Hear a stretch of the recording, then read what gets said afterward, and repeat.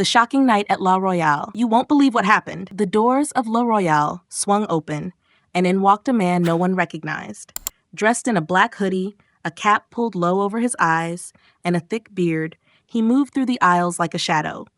The store was filled with luxury, designer watches, $1,000 suits, the scent of exclusivity in the air. But as he picked up an expensive item, eyes turned toward him. Whispers, stares, a silent judgment hanging in the air. Then, from across the store, a voice cut through the silence. Sharp, cold, and full of something deeper than just authority. You don't belong here. What happened next? A moment so shocking, it changed everything. You won't believe the twist in this story. Stay till the end, because this one will leave you speechless. Like, comment, and share if you believe in standing up for what's right. Subscribe and turn on the notification bell so you never miss another powerful story. Let's dive in. The city pulsed with life as the sun dipped below the horizon, casting golden hues across the towering skyline. In the heart of downtown, standing proudly among the most luxurious boutiques, was La Royale, a store synonymous with wealth, prestige, and exclusivity. For years, La Royale catered to the elite, where designer brands and five-figure price tags were the norm. The store's clientele was carefully curated, the staff trained to distinguish between shoppers and those who didn't belong. But what the employees didn't know was that change had arrived. A new name was now signed on the ownership papers, and he was nothing like the previous ones. Jonathan Miles had taken over. He was not born into luxury. He had not inherited wealth or walked a smooth path to success. Jonathan had built his empire from sweat, struggle, and resilience. He had seen poverty up close, had been turned away from places like La Royale, where the world judged him before he even spoke. Now, he was the owner of one of the most prestigious luxury stores in the country. But money didn't erase prejudice, and Jonathan knew changing the name on a document wouldn't change the attitudes of the people within those walls. So he made a decision. Before he officially introduced himself, before he called a company-wide meeting or announced the news to the press, he would test them. Would they treat him with the same respect as they would a wealthy businessman in a tailored suit, or would they judge him for what he seemed to be? La Royale was about to experience a reckoning. The evening air was crisp as Jonathan Miles stood across the street from La Royale, staring at the grand glass doors that led into his own store. The golden logo shimmered under the city lights, an emblem of wealth and exclusivity. Tonight, he wasn't stepping inside as the owner. Tonight, he was just another customer, or at least that's what he wanted them to believe.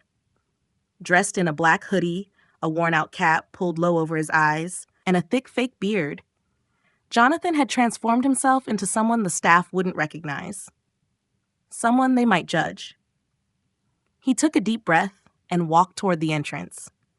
As soon as he stepped inside, the warm scent of expensive colognes and polished leather filled his senses. The store was as extravagant as ever. Rows of designer shoes lined the walls. Sleek glass cases displayed high-end watches, and perfectly folded cashmere sweaters sat under glowing lights. Jonathan moved through the store quietly, observing. A young woman at the fragrance section glanced at him and smiled. "Good evening, sir. Let me know if you need any help." Jonathan gave a small nod. So far, so good. He picked up an expensive belt, then a watch, and finally a sleek pair of dress shoes, items that would easily add up to thousands of dollars. As he made his way toward the checkout counter, he noticed something. Not everyone was comfortable with his presence. Some employees watched him too closely. A security guard near the back seemed to be whispering to another worker. Customers glanced at him, their expressions ranging from curiosity to silent judgment. But Jonathan wasn't focused on them, because in that moment, a deep, sharp voice rang out from behind him. "You lost, buddy?"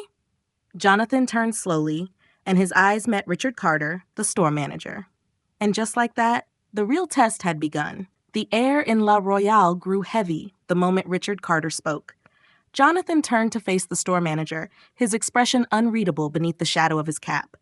Richard stood tall, his sharp blue eyes narrowing as he took in Jonathan's appearance. The black hoodie, the cap, the fake beard. He had already decided. Jonathan didn't belong here. "I asked you a question," Richard said, stepping closer, his voice sharp. "Are you lost?" Jonathan kept his tone calm. "No, Just shopping. He held up the designer belt and watch. Unless that's a problem. Richard let out a short, dry laugh. A problem? No, just a little unusual. You know, seeing your kind in a place like this. Jonathan felt his fingers tighten around the watch in his hand. He had expected something to happen tonight, but hearing it said so casually, so boldly, still made his stomach tighten. He lifted his gaze, his voice dangerously steady. My kind? Richard smirked, gesturing toward Jonathan's hoodie. Come on, you really think you can afford that watch? Or those shoes? He leaned in slightly, lowering his voice. I'll save you the embarrassment. Put it down and leave. A few employees had noticed the exchange and were now watching from a distance. Some looked uncomfortable, others frozen in uncertainty. Customers stole quick glances, pretending not to see what was happening. But no one stepped in. Jonathan stayed calm. And what if I want to buy them? Richard scoffed. Right, and I'm the president of the United States. Jonathan exhaled slowly, testing him one last time. Maybe you should treat all customers the same, he said, giving Richard one final chance to correct himself. But Richard's smirk twisted into something colder. I don't need a lesson on how to run my store, he sneered. Then, voice dripping with condescension, he added, Why don't you go back to South Africa, Nigeria, or wherever you came from? Silence. Everything stopped. Even the employees who had been pretending not to listen stiffened at those words. Jonathan felt the weight of history in those syllables. The unspoken message, the centuries-old stain of racism, disguised as casual authority. For a moment, he wondered if Richard had any idea who he was speaking to. Then he decided it didn't matter. Jonathan tilted his head slightly. You really think I don't belong here? Richard crossed his arms, looking him up and down. No, I know you don't. A slow, knowing smile crept onto Jonathan's face. Is that so? Before Richard could reply, Jonathan reached up and peeled off his fake beard. Murmurs rippled through the employees. Some stepped forward, eyes widening. Then Jonathan pulled back his hoodie, revealing a crisp, high-end dress shirt underneath. Gasps filled the store. Finally, he removed his cap, and every single employee recognized him at once. A hush fell over the room. One worker whispered in shock, That's the new owner." Richard's face turned deathly pale. His lips parted, but no words came out. Jonathan took a step forward, standing inches from the man who had just tried to humiliate him. "Still think I don't belong?" he asked softly. Richard stumbled back, his confidence shattering before everyone's eyes. The test was over, and now it was time for the consequences. The weight of silence pressed down on Royale like a storm waiting to break. Richard Carter stood frozen, his face drained of color as he stared at Jonathan Miles, the man he had just insulted, the man who owned everything around him. Employees shifted uncomfortably.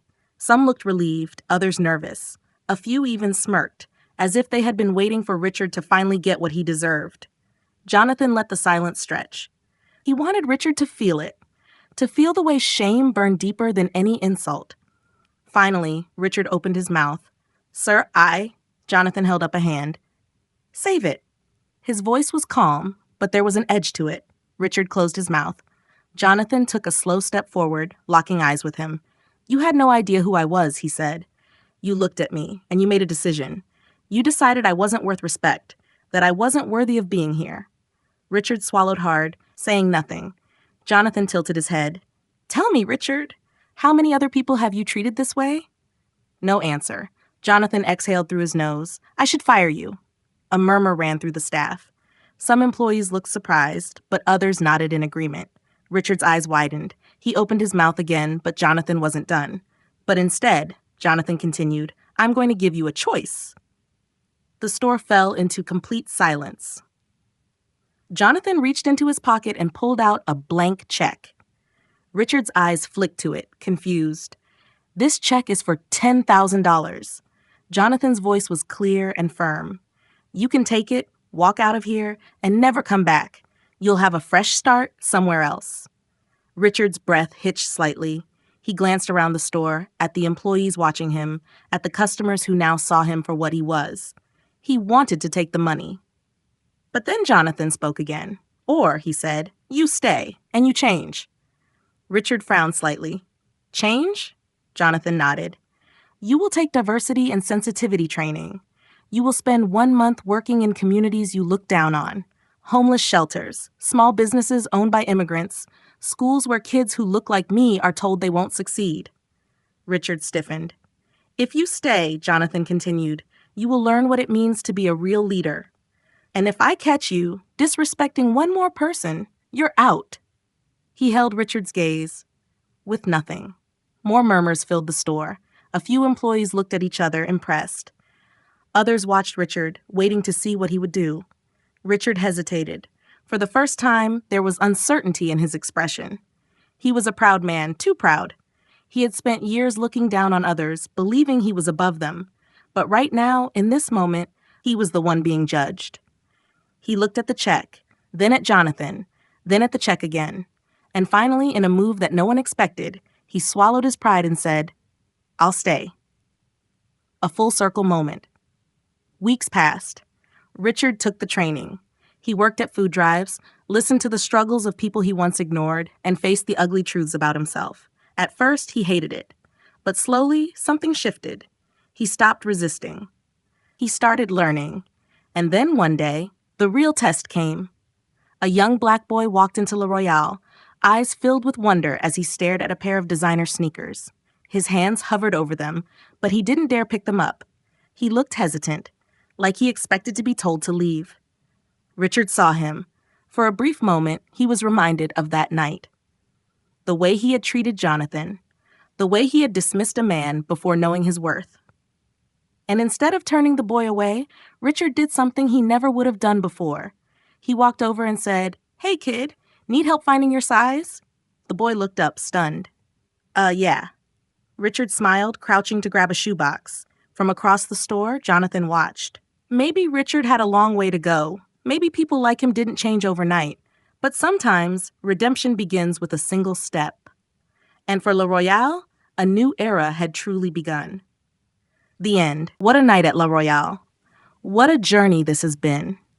One night, one test, and one powerful lesson. Sometimes, life has a way of exposing the truth when you least expect it. And tonight, Royale changed forever. Respect should never be a privilege. It should be a given. True power isn't in wealth, but in the way we treat others. And redemption? It's possible, but only for those willing to change. What do you think?